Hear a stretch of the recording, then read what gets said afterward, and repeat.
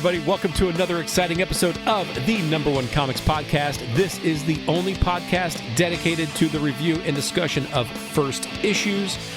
I'm Jonah. With me, as always, is Bill. Bill, how's it going? Good, Jonah. How are you? I'm doing well, You know, let's get right into this. When mobsters slew his family, Frank Castle vowed to avenge them. Trained as a Marine and equipped with state-of-the-art arsenal, he now wages a one-man war on crime. Today, we are talking about the Punisher, but it is probably not the Punisher that you're necessarily thinking of, because we are talking about 1998's Punisher. Now, this was published by Marvel Comics as part of their Marvel Knights imprint. Cover date on this was November of 98. Cover price, $2.99. Writers, Christopher Golden and Tom Snygoski. I'm sure I mispronounced that last name, as I usually do. Art was by the legendary Bernie Wrightson, and we had Jimmy Palmiotti as the inker on this one. Do you remember the Marvel Knights imprint when it first came out years and years ago? I do. I don't know that I ever read anything from Marvel Knights, though. Did you read Kevin Smith's Daredevil story? I did read that one. Guardian Devil with the baby? Yeah. Yeah, okay. I did read that one. That was probably the biggest one, I think, if I'm not mistaken.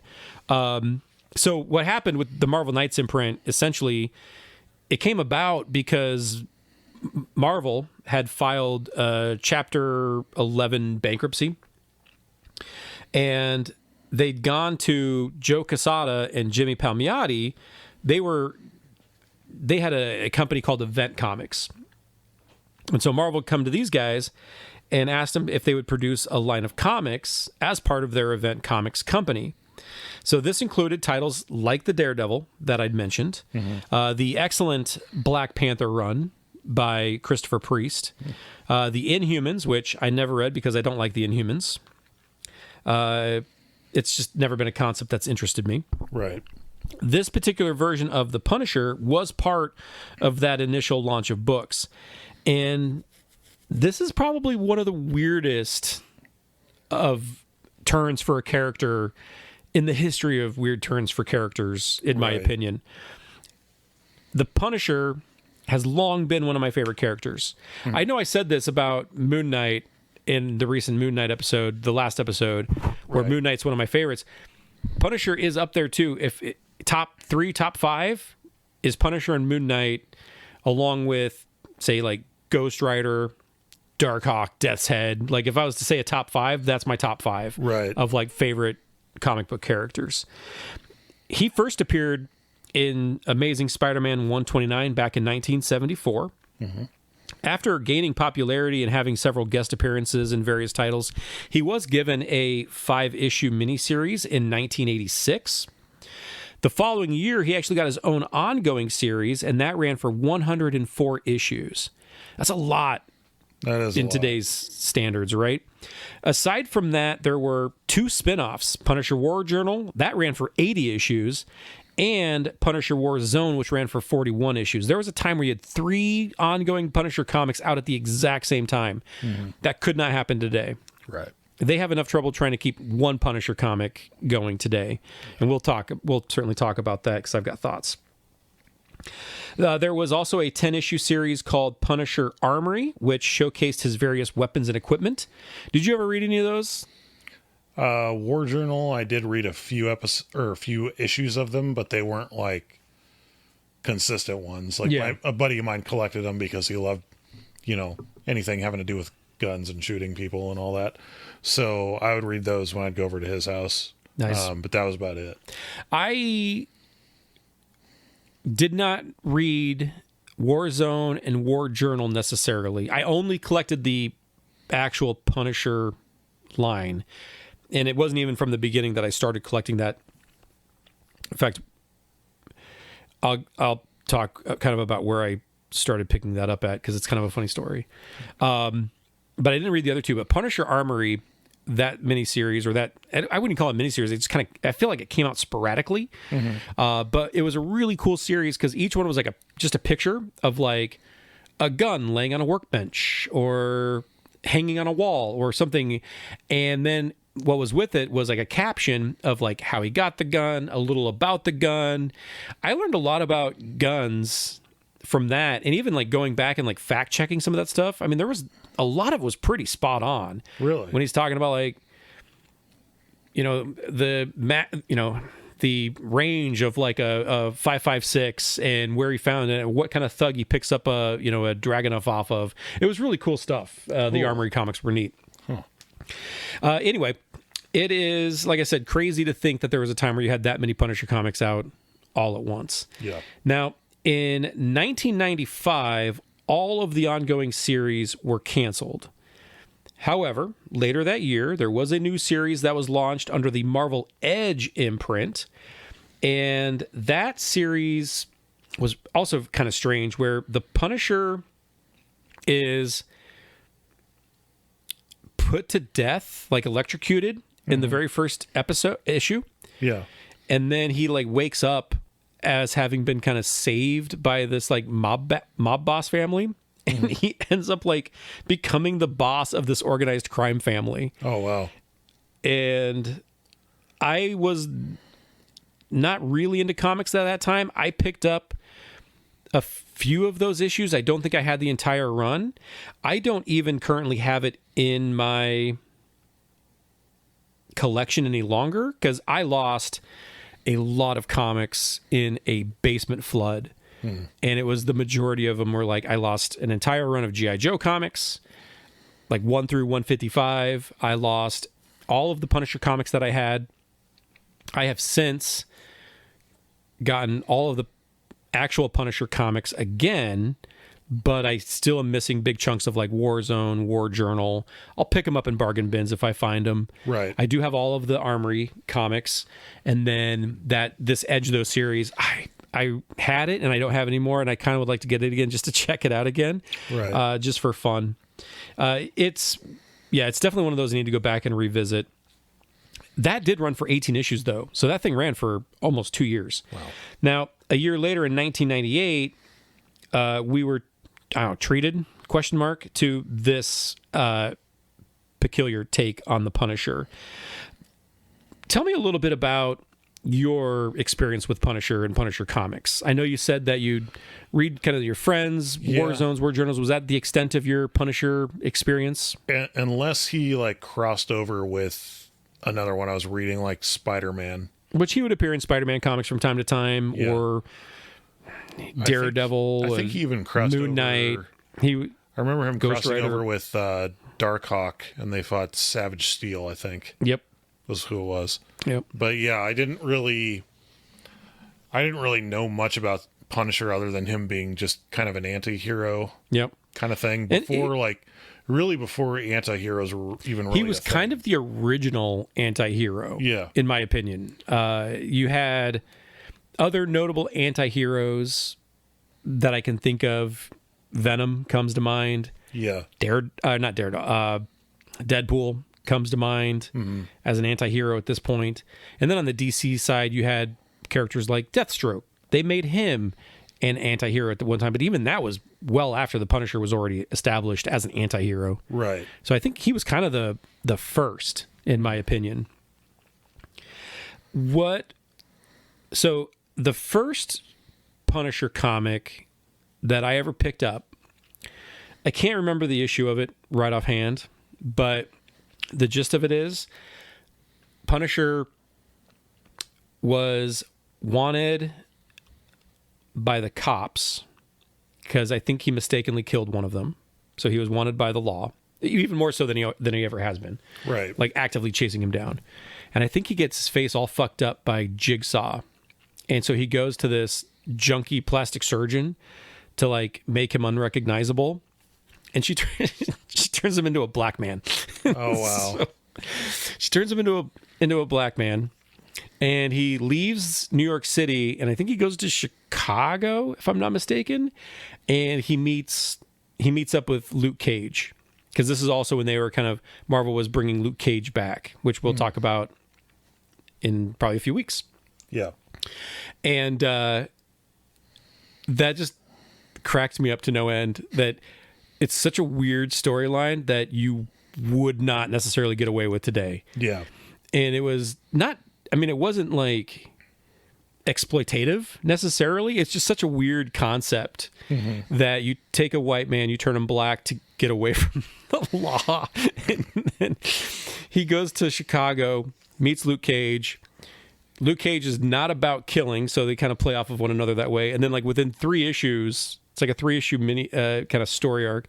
By the end of it, he's like faded back into a white guy, and he looks like Frank Castle again versus... Because it's not like he looked like Frank Castle just with a different skin tone. He he did not look like Frank Castle. Oh, wow. It was really strange. But that was the first Punisher comic I ever bought. And I don't even know what drew me to it. But on the cover, it had like Punisher's, I think it had Punisher and Power Man's like old kind of costumes hanging behind him. And it had like just their faces in the foreground. Huh. And okay. I picked it up just on a whim at the comic shop. And was like, all right, let's see what this is about. And like, I was like, oh, this is good. Like, this guy kills tons of people, and I'm digging it. Yeah. And then I just stuck with it until the very end, and then I've gone back since and like bought all of them at this point. Anyway, that was my experience with Punisher comics starting out. So this, like I said, is a very peculiar take that we're talking about today. When this did come out, I was still out of comics, so I did not pick this up, but I do remember them talking about it in Wizard Magazine, because I did always read Wizard Magazine just to stay up to date with things. I remember seeing the cover image and learning about the title. It was in an interview, and I was thinking that this idea looked fucking dumb. I was like, this idea to do this with a character that I liked so much as the Punisher, I thought was stupid. So the question that we're going to answer today, hopefully, is, was it fucking dumb or was it okay? Let's go ahead and dive in. On the cover, we have a beautifully painted cover by Wrightson and Joe Jusko, which Joe Jusko did all of the original Marvel Masterpiece cards, like the first series of those. He's an amazing artist. We've got the big logo at the top. We've got the title above it. We see the Punisher entering a doorway. He's got 2 glowing Nerf guns in his hands, and his eyes are glowing red. He's got a glowing red sigil right in the middle of his forehead. It's actually, in my opinion, a pretty cool cover. It's definitely a lot different than other Punisher covers that have ever come before this. Once we are inside the story, we open up in a Brooklyn alleyway. At the end of an alleyway, there is a shrine to the Punisher. This is where he evidently died.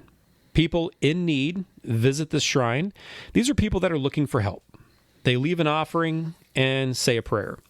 Tonight, one of those people is Lucy Mellis. Her face is battered and bruised. She sets a photo of her husband at the shrine and cries in hopelessness. In an apartment, we see 12-year-old Justin Randall. It's his birthday, but there will sadly be no cake. His present will be abuse from the hands of his father.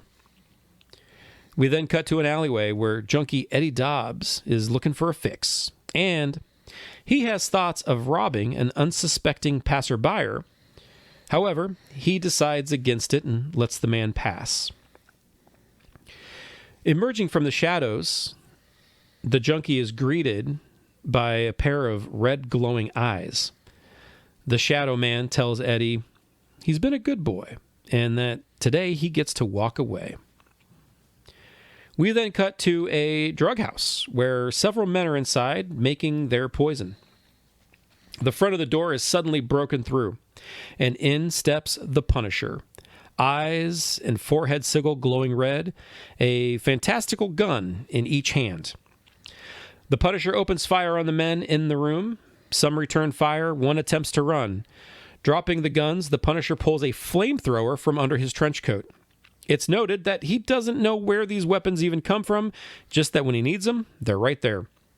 He uses the flamethrower to burn one of the drug makers right to the ground. He then pursues the other one up the stairs to the building's roof. At this point, fire has begun to engulf the building. The fire has quickly spread to the roof, and the Punisher catches the man. He grabs the man by his throat and tosses him off the burning building. Then the roof collapses from underneath the Punisher, and he falls right into the blazing fire. Shortly after, firefighters and first responders have arrived to douse the fire. We are treated to a flashback of Frank's previous life and its end in the alleyway with a revolver that he's pressing to his own head.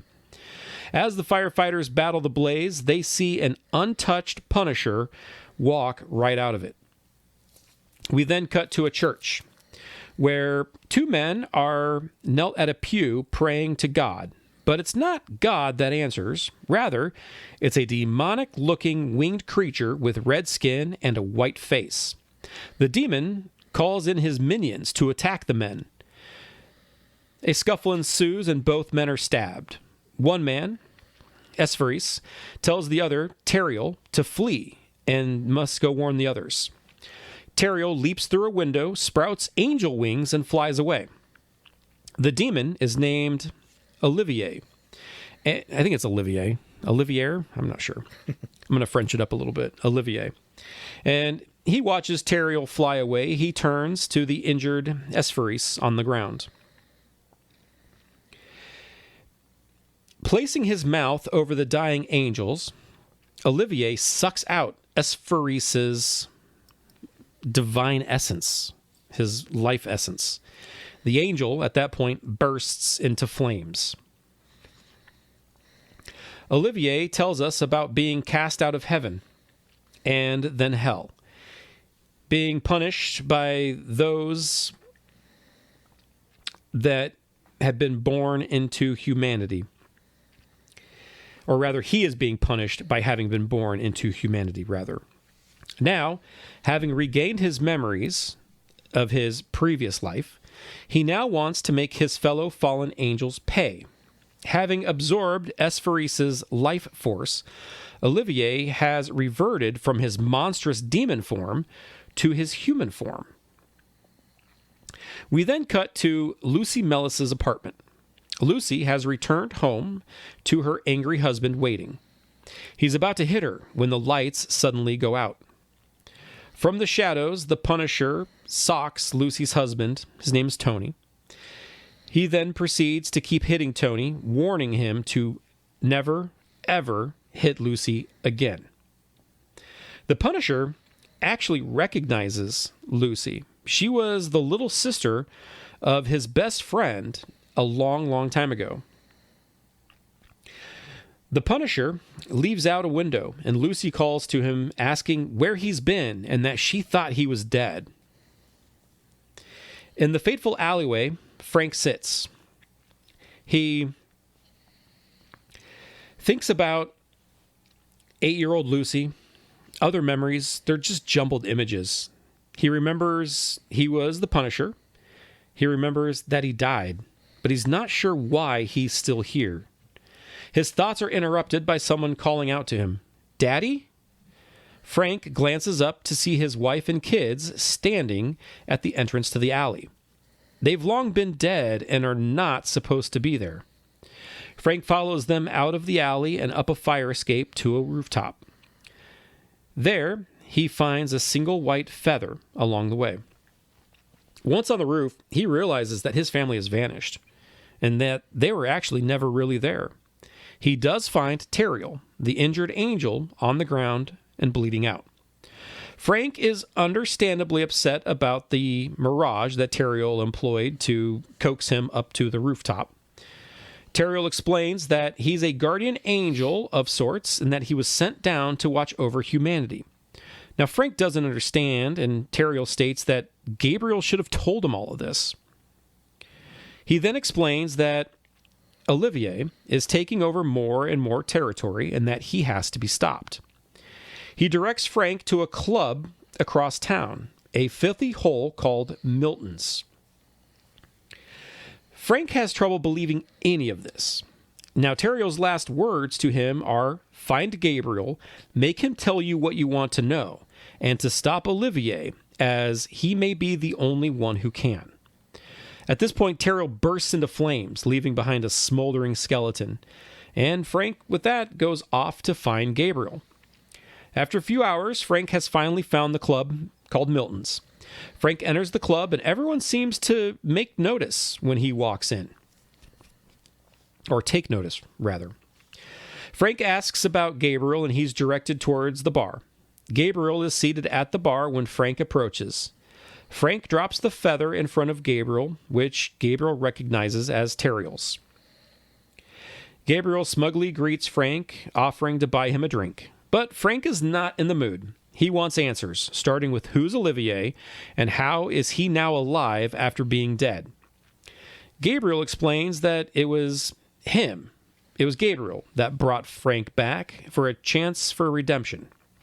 Gabriel was trying to make up for what he'd done. Gabriel goes on to reveal that he was a guardian angel tasked to watch over Frank's family, and that they should not have died that day in the park if Gabriel had only been doing his job. This revelation is shocking to Frank. Our last page is a single panel splash page. Frank's eyes are now glowing red again. He has one of his mystical guns drawn on Gabriel, and Frank simply says, "Pray." To be continued. What are your thoughts, Bill? I think it works really well as a story. I mean, like I really like the monologues and stuff like that. It's an interesting concept. It's kind of reminds me of like a vengeful spirit, like The Crow or something like that. Coming back to right the wrongs of what happened in his life. It's kind of cool if they have a shrine to him where they like kind of pray to Punisher, and he goes and yeah, I like that. I like that concept too. That's cool. As a Punisher story, though, I don't think it really works. I can certainly understand how this can be pretty universally panned, especially among like diehard Punisher fans like myself.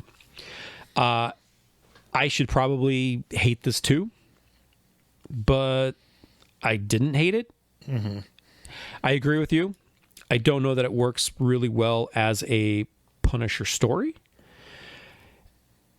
I think it was a pretty big swing for Marvel, though. Yeah. And while it wasn't a home run, it wasn't a complete whiff, in my opinion. Right. There is some really cool things here going on. And that's all I got for baseball analogies. I've got no more of those.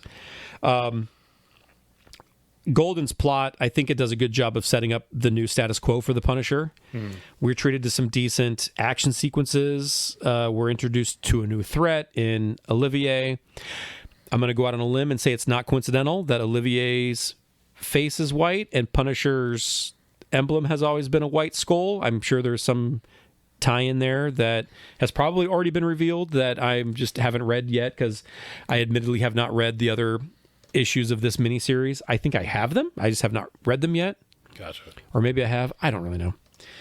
I do really like Wrightson's art here, because he's a really good like horror artist, and so his artwork lends itself really well to the supernatural theme, I think. It's tough for me with this one because I like the Punisher as he was, and I don't like it when Marvel fucks with him. Yeah. I hated Franken Castle. And did you ever read that? No, but I have heard about it. He basically gets killed by Wolverine's son, Daken. Yeah. And when I say killed, I mean he gets like shredded, like just cut to pieces. Right. And then the monsters in the Marvel universe like gather him up and patch him back together as a Frankenstein-esque monster. Yeah. It could be a cool story if I didn't, in my bones, hate that concept so much. I don't know what it is about it. I just could not stand that story. Yeah. And also, I also think Marvel did Punisher dirty in Jason Aaron's last run, which... Was that where he was like resurrected by the Hand and became like he was like a leader of the Hand, and it also revealed that Punisher was kind of a sociopath from childhood and was just using his family's death as an excuse to kill people, as opposed to what was really driving him. I didn't like it. I thought they did the character dirty. And I know why Well, I know why they did it. I don't agree with it.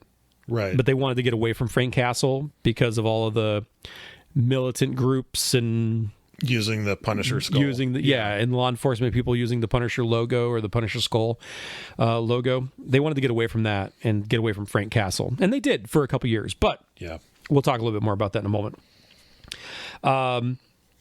18-year-old me, when this had come out, if I'd read this at the time, I may have tried to compartmentalize reviews like this when I know ultimately he's going to be redeemed, right? Like I know if I'd read this at the time, I'd be like, this is horrible. Knowing that it only lasted so many issues and we got a proper Frank Castle back from Garth Ennis shortly thereafter in a fantastic run. Yeah. I was a little more maybe forgiving of it in this review, right? But if this was the most recent thing out, I'd be like, no, this is stupid. Yeah. It would have been my take. I'm not going to go as far as, saying that I wouldn't mind seeing this version return. Like, give me an alternate version of the Punisher who looks like this and can do this kind of stuff, and have him exist in the Marvel Universe with our other Punisher. Why not? Yeah. You've got multiple Wolverines. You've got multiple Spider-Mans running around. What's wrong with a few Punishers? Yeah. I wouldn't mind seeing this character again. But I especially think this could play really well in, like, the current supernatural corner of the Marvel Universe, which I don't think they're really touching on much right now. But have him team up with, Ghost Rider and Morbius, Werewolf by Night, Moon Knight even. Like, there's just so many places this particular Punisher character could fit that I would like to see him return. What are your thoughts on that? I think that would work. I mean, granted, again, if it's written well, that'd be something I check out. This version of the character, he came and went within this 4-issue miniseries. He did actually return in a Wolverine Punisher miniseries too. But I think there's a lot more stories that you could tell here with him. Yeah. Let's talk briefly about what came next. And I've touched on a little about this already. Like I said, Supernatural Punisher here only lasted 4 issues. He did appear in another 4-issue miniseries with Wolverine. I've never read that. In April of 2000, writer Garth Ennis revived the Punisher, and this is kind of the Punisher that we all know and love. And it was like over the top, gratuitous, violent fashion, and I loved every moment of that run. Garth Ennis actually continued to write Punisher for like 60 issues of that series under the Max imprint, which is like their mature readers imprint at the time. Right. And I still would argue that remains like the best Punisher run, like the best run for that character to this day was that Garth Ennis run. Other writers continued to work on the characters such as Greg Hurwitz, Dwayne Swierczynski, and Thomas Piccirilli. In 2009, Punisher Max was relaunched from writer Jason Aaron. And it's funny because on an old message board that I belonged to years ago, it was called Standard Attrition. And it was basically a message board for that. I think Aaron had put it together for like a lot of Vertigo creators. And I remember Aaron was out there teasing on this message board that he had gotten his kind of first writing gig for Marvel and was really excited about it. And I called it and it was like, you're going to be working on the Punisher. And it was like, as soon as the issue came out, or as soon as the announcement was made, I was like, yep, told you. And he's like, yeah, you called it. And I think at first he was like a really, really good fit for the character. Yeah. And I don't know if that last story arc that I have issue with that he worked on, I don't know if that was him or if that was Marvel editorial being like, hey, we got to get away from this guy. Here's how we can do it. I don't know how that went, but I didn't care for it. Now, aside from the Punisher's Marvel Knights and Max series, we have had a variety of runs within the mainstream Marvel universe, including another War Journal, which followed Civil War. That was by Matt Fraction. I didn't care for that. I think a lot of it had to do with the artwork. I'm not a big fan of Olivetti's art, that painted style that he uses. I didn't care for it. At one point in the Punisher series, like I said, he's killed by Wolverine's son. He comes back as Franken Castle, and it's stupid. That was, like I said, one of the dumbest things I've ever read in my entire life, and I hated every minute of it. Punisher was here and there through most all of like the major events like Original Sin, Secret Wars, Secret Empire. And then, like I said, in 2022 is when Marvel decided to shit all over the Punisher. They had Jason Aaron wildly changing the character's past, his motivation as well. They turned him into a violent sociopath since childhood. They had him join the ninja assassin group, The Hand, as you'd mentioned. And they changed his logo as well because of the skull thing had been co-opted by police and military and right-wing militia groups in real life. Now, at one point, Marvel tried to introduce us to a new version of the character, not Frank Castle. I can't even remember what the guy's name was, but he sucked, and it was canceled in like 4 issues. No. So it didn't last long. Marvel did bring us back Frank Castle as of fall of 2025. I've read the first issue. I like it. I'm not going to say I loved it, but I liked it. I think that it's better than what had come in the previous years before. My fingers are crossed that Marvel doesn't, screw the pooch this time and fuck it up. Right. And I do hope it lasts more than 10 issues. I think it's only slated to run like 5 at this point, but I do hope it gets turned in at some point to an ongoing. But based on how Marvel's, 5 or 10 is kind of their magic number for canning books, we'll see what ends up happening with it. Any final thoughts on it? Again, I really liked don't want to say that I didn't like this because I really did. Yeah. Writing was really good. I like the concept of it. Just not sure if this is a Punisher story. Right. I agree 100%. I liked it. I didn't love it. I don't know that it works for the Punisher ideally, but again, I'm a traditionalist when it comes to Punisher. Like, he's such a simple character. You don't have to mess with him. Yeah. Just keep him simple. Yeah. Now let's rate it. Would you have bought the next? Would you have read the next? Would you have skipped it and waited for the supernatural to be retconned? Or do you hate that you even read this? I'm a little on the fence, so I probably would have skipped it, but if I had like a few issues of this laying around, like the next, 5 or so issues laying around, and I needed something to do on a rainy day and I was bored, I'd probably pick them up and read them. Yep. And I probably would be okay with reading them, but yeah, having read this at the time, I probably would have skipped it too. That said, I picked up all 4 of these issues in like a bargain bin for like 50 cents a piece. Okay. You can find them and they are not expensive. Right. For $2 for all 4 issues. Yeah, I'll read that. So I guess it's all relative. Right. But yeah, I would have probably skipped it at the time too. So, well, that's going to do it for this episode. Again, they can't all be winners. Right. But that said, we didn't hate it, right? No, that's true. I don't mean to shit on it too much because it actually was an enjoyable story. Yeah. Be sure to check us out on Facebook. Like and subscribe on YouTube. At Facebook, we are the #1 comics podcast. You can find us on YouTube or wherever you get your podcasts simply by searching Field of Geeks. Special thanks to everyone at the Field of Geeks Network for helping to make this podcast happen. Special thanks to Raven X for the theme song as well. And with that, we'll see you guys next time. For Bill, I'm Jonah. Take care.